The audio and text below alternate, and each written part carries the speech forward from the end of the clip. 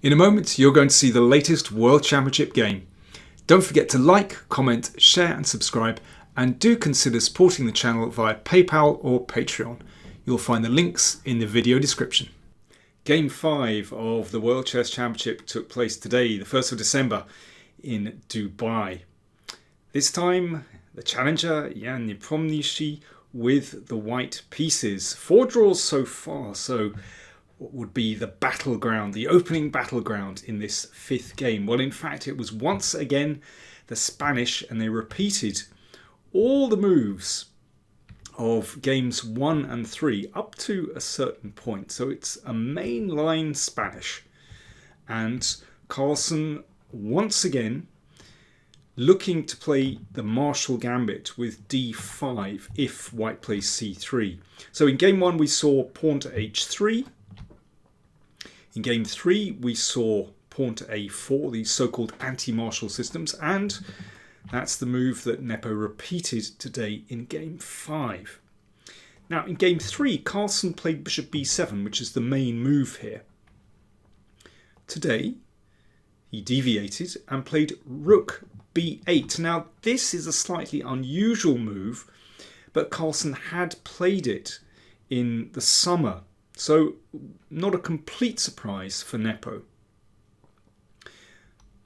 Nepo exchanged, which is very logical. I mean, basically black has abandoned this rook's file, so very logical to exchange pawns to give that rook potential to use the open file.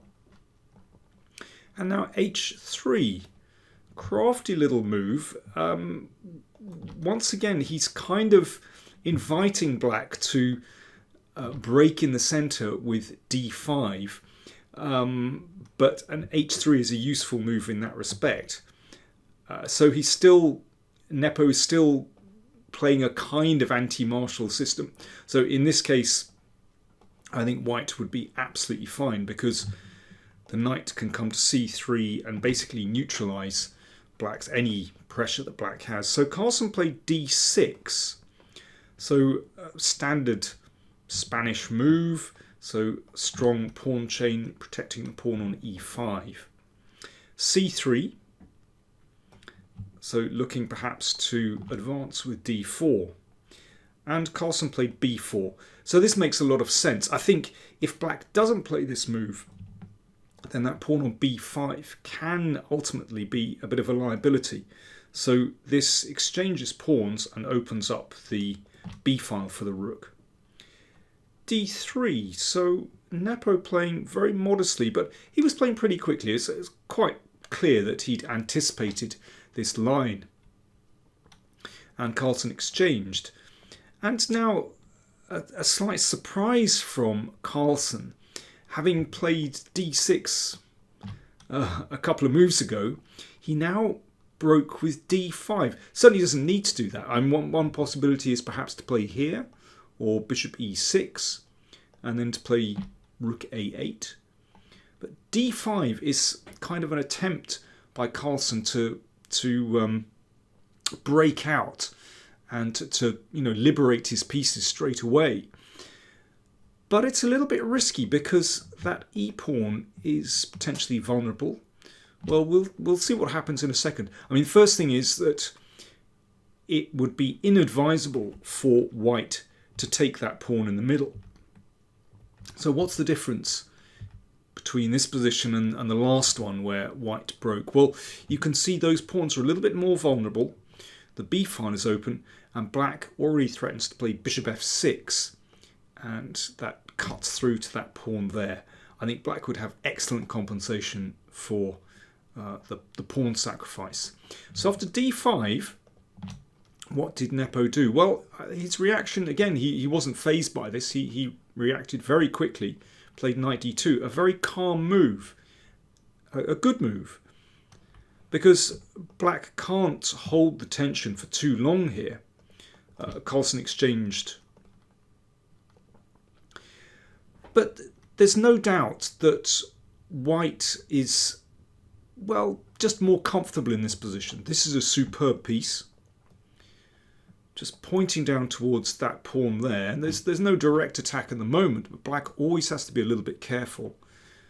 I mean, it's hard for black to neutralise that bishop. You certainly wouldn't want to do it here because, that would damage those pawns terribly. Both pawns are weak.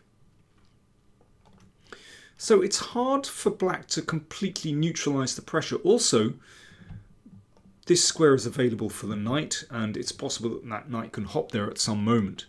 So it's just a little bit uncomfortable for black. Carlsen played bishop d6, so that at least protects the pawn here, but somehow it feels a little bit passive. That bishop is kind of locked in by its own pawns. And here, very calm move from Nepo, just queen c2. He could have played knight c4, but in fact, after this move, and then exchanging bishop for knight, which looks a bit odd actually, but that does give black a lot of security. Rook a8 and something like this.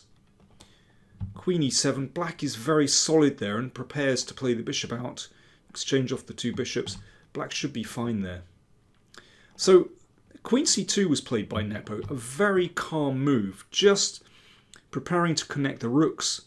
The queen obviously protects the bishop already, but protects this pawn as well. h6 from Carlsen. Well, that will prevent a knight coming here. And knight f1, so this knight spins round, and Carlsen now brings this knight, which is doing nothing here, those squares covered by the pawn, and that knight spins round to the king side. So both knights played to the king side. So there's always a bit of potential for those knights to hop in on these outposts. Bishop e3. But Nepo was playing very quickly, playing very nicely. He had a nice time advantage, about a half-hour time advantage here. He'd only used 15 minutes on the clock. Carlsen, about 3/4 of an hour. And Carlsen did not look particularly happy at this point. And not surprising, this is not an easy position for black. I think white's moves are much easier to play. He found this move after almost 20 minutes thought, queen e8. Well, it's clear that he wants to prepare bishop to e6 to neutralise that bishop here. And here, well, Nepo thought for about 10 minutes and played the rook here, which again is kind of very calm. But maybe this was a missed opportunity. He could have played pawn to c4, threatening to advance and push that bishop back and really cramping black. And that's a bit unpleasant. There are kind of artificial moves like queen e6, which stop that pawn advance because that bishop could be taken. But it doesn't look particularly pleasant for black. That queen blocks the bishop, and white can build up pressure with rook a5, double rooks on the a file. Black is under a lot of pressure there. It's uncomfortable. But Nepo was obviously content to just keep the small positional advantage and just try to, squeeze in the long term in this position. And there's no doubt he still holds the advantage here. Bishop a4 attacks the queen. Bishop d7. But you can see this must have been a relief to Carlsen to be able to block this bishop out. Knight d2. So Nepo moves the knight back, looking to come in here at some point, and Carlsen exchanged. So an exchange of queens, but white still holds some advantage here. You can see the knights have potential to hop into these beautiful squares, and that bishop is not a wonderful piece. It's defending, but it certainly isn't active, and that bishop on e3 is a far better piece. So this is all about Carlsen trying to just hold this position, and it's Nepo with a very slight advantage, but a long-term advantage in this position. Carlsen played rook a8. Well, exchanging pieces is wise, but Nepo just protected the rook, and Carlsen activated this rook onto the b file. Rook a6, and here Carlsen decided to defend really passively. which was quite a surprise. He just put that knight back on e8. Nepo brought his king to the middle. That's important. You know, someday that king could even travel across to the queen side. In the endgame, of course, you know, it's good to play actively with the king. Becomes a powerful piece. Knight f8. So Carlsen really just retrenching here. Just retreating. Now, I'll come back to this position later, but Nepo threw the knight forward to f5, which certainly looks like a nice move, but as we'll see, this is a very subtle position. It's a very delicate maneuvering here, but I'll return to this position. So knight e6, knight c4. So Nepo's moved these knights to nice positions, but Carlsen just holding firm here, defending that bishop. f3, protecting the e-pawn. f6 and g4 from Nepo. So what he's looking to do is he's prevented Carlsen from playing the pawn to h5, but Carlsen didn't mind this.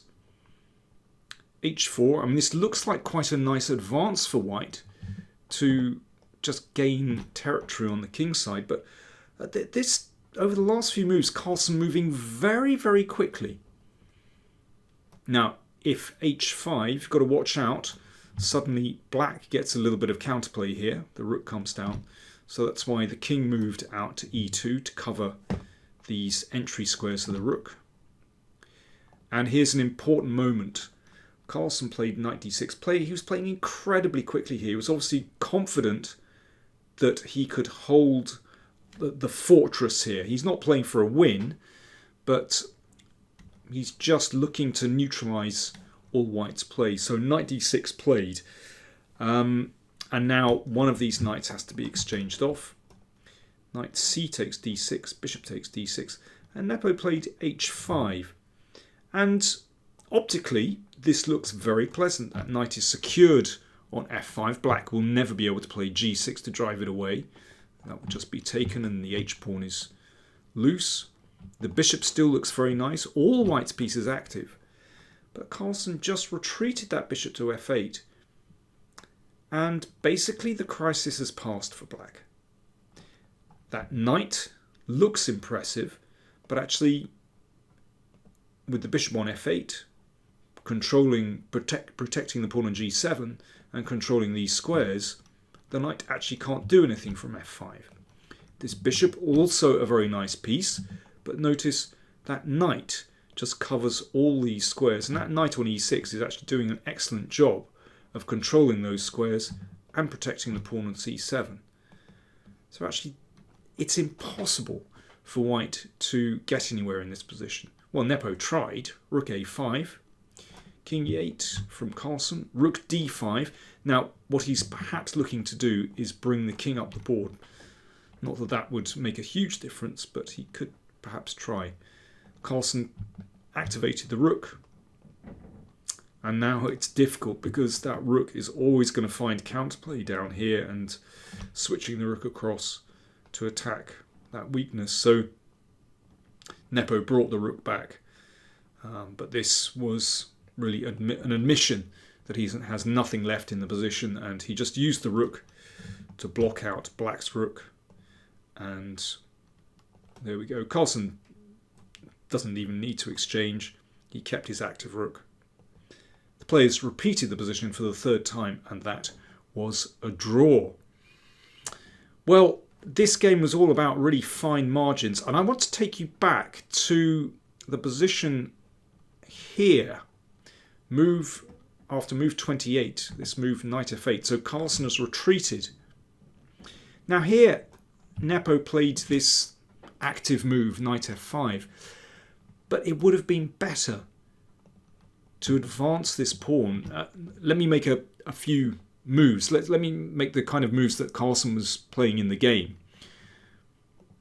And now h5, and now knight f5. Now this is different because there's no pawn on g4.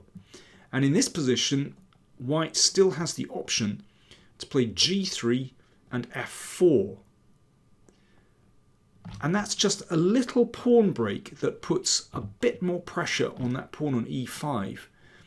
Now, I'm certainly not saying that this gives white a winning advantage. I mean, I suspect with best play, black can hold this position, but it's just a little bit more pressure. But certainly in the game, once they got to this point, then white has absolutely nothing with the pawn on g4. It's impossible to use that pawn break, and the position is too dry. Going back earlier, after move 19, this was the moment when, instead of playing slowly, Nepo could have made that move c4, which would have put more pressure on Carlsen. So this is really delicate, and it's all about fine margins. Nepo said afterwards that he said, of course, I'm disappointed. He realised he had the chance to push with some advantage in that game. Carlsen said, the tension is rising and it's getting harder and harder to break through. It's not easy. So there we go. Let's take a look at the scores. 5 draws so far, 2.5 all, and let's have a quick look at the match schedule. Tomorrow, Thursday, is a free day, and they resume a battle on the Friday. So they will limp into the rest day and dress their wounds, and they'll be ready to do battle again on Friday. Do join me then for another recap.